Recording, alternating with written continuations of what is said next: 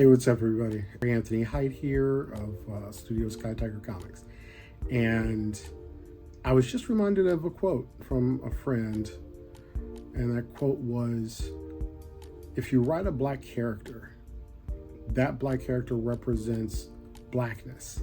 That's ridiculous. And that quote comes from Dwayne McDuffie. And shout out to Pillboy, who is a YouTuber and just recently put out a video that had that quote in it. And it just struck me, it just reminded me of several of the conversations Dwayne and I were privileged to have. And when I think about Midnight Tiger, I don't write Midnight Tiger as this is this black kid. I write Midnight Tiger as a kid. And I have the blessing and the privilege of having fans of Midnight Tiger who are from all over. Women, men, LGBTQ, black, white, Asian, whatever, all over. And one of the best things I've ever heard about that was that he's the type of character that anybody could get into. It just so happens that he's black. It was always the best thing that I'd ever heard, because that's exactly the point. Being black isn't loud. Being black is as it is. Gavin doesn't have to walk into a room and say, hey, I'm the black teenager that's a superhero. Or when the world wants to judge you, right? When people see his costume and hasn't read the book, they're like, oh, this kind of reminds me of Black Panther. I immediately know that they haven't even tried to read the book. And all they see is a black person, a black face with ears. First of all, there's a ton of cat-themed comic book characters. The fact that they know that this character, this teenager, this boy is black, they have these two things. And so, oh, it's about Black Panther? No, it's not even close to that. Actually, the character was inspired by Spider-Man and a character called the Puma, as far as I'm concerned, and a couple of anime influences as well. So that's what the character is inspired by. But as far as the look was concerned, plus Street Fighter characters like Guy, if you look at his raps, you can see Guy, he's got raps. So anyway, but as far as the character is concerned, this is how I know when people who have read the book get it. They're like, he's kind of like Spider-Man. I was like, bingo. He's very much like a Peter Parker type character, very much like a Spider-Man type character.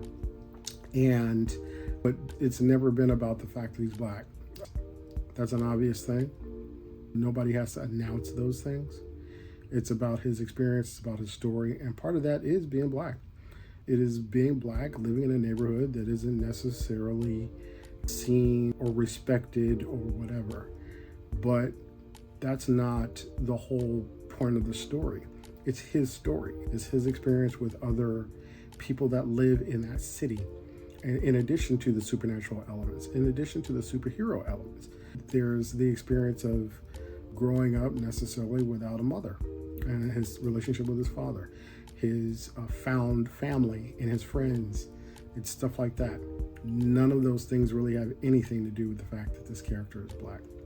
Love of nerd culture, his love of cooking and making sandwiches, because he's the sandwich maestro, and it's none of that has anything to do with his ethnicity.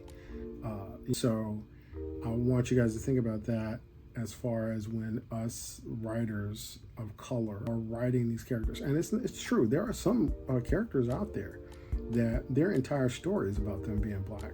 And a good story, if that's the theme, has a goal, there's a motivation behind that.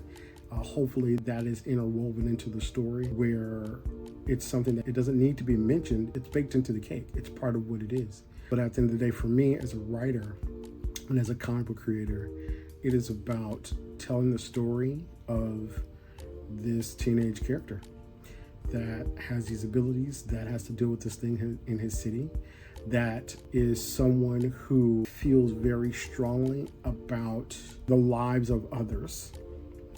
Again, these are all traits that anybody can have, but it just so happens that he lives where he lives, born the way he's born. This is what his stake in life is, but it's also his agency, his friends, and all that. This is what we got. This is what we're willing to do, and this is a life we live, and a life that they love, and they're willing to protect it.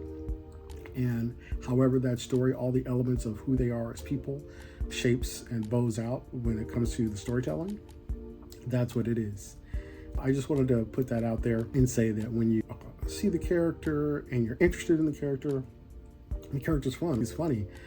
Him being funny has nothing to do with the fact that he's black.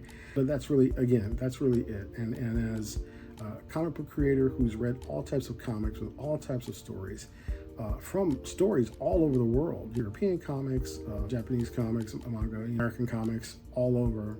And you get a little bit of that experience from everything you read. There's different things about it that only people who have experienced those things can write about. So that definitely comes through. But it's also a sharing of ideas and experiences. And really the idea of comics to me is sharing experiences through these sometimes fantastical stories, sometimes a slice of life stories, very grounded, but all should be, the idea of storytelling is sharing our experiences through story. I think that's how I want to cap it with this one. So I'll see you guys later until the next video.